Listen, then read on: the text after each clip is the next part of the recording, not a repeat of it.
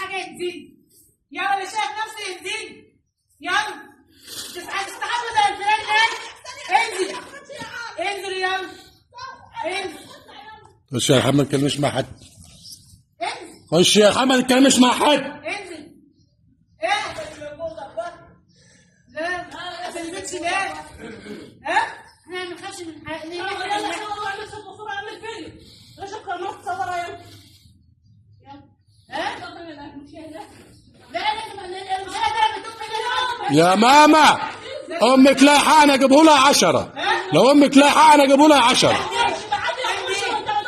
امك لايحه انا اجيبه لها 10. يا ام السيد لو انت ليك حق انا اجيبه لك 10. اسمعي يا بنت انت محدش يتكلم. خش جوه يا ام السيد احتراما للسيد ابنك. ليك حق انا اجيبه لك 10. ليك حق انا اجيبه لك 10 وانت على راسه وانا ما ارضاهاش. ما ارضاهاش انت يا ام السيد. يا ام السيد انت ليك حق عندي. عندي ليك حق. اسمعاني يا بقى اسمعاني يا بنت. اسمعاني يا بنت الناس كده عيب. يا ام السيد حقك عندي. حقك عندي. انت مش عارف ان اختك ضربها امبارح؟ اسمعي يا بنت الناس اسمعي. يا ام السيد حقك عندي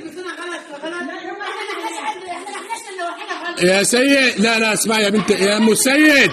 يا بنت الناس يا بنت الناس يا بنت يا بنت الناس يا بنت الناس يا ام السيد ليك حق عندي. حقك يا ام السيد عندي. بس انا عارف لما جت باخر النهار اخر الليل وكلمت السيد ما اعرفش بعت الحوار ده الا السيد. يا بنت الناس يا ام السيد قدامي يا محمد. لو ام السيد لها حق عندي بس مالكيش دعوه انت يا ستي. مش متكلمين مش متكلمين يا ستي خش انا بتكلم مش متكلمين.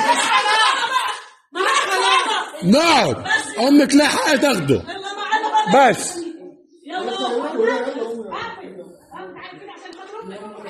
امك لها حق يا بنت الناس عندي.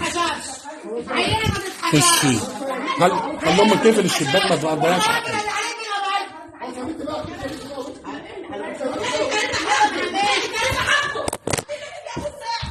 يا مهندس انا بقول لك يا سيدي هتضيع حقنا لا مش مشكله احنا نلعبوا فات برضو هتضيع حقنا يا هبلك على امك.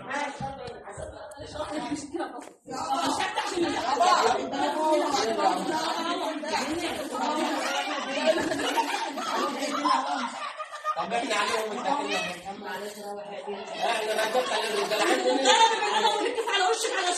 يا ستي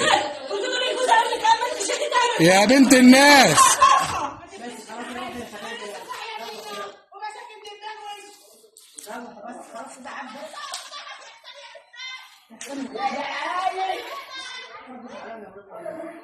ما احناش ربنا عليهم يزيد لهم اخ يترد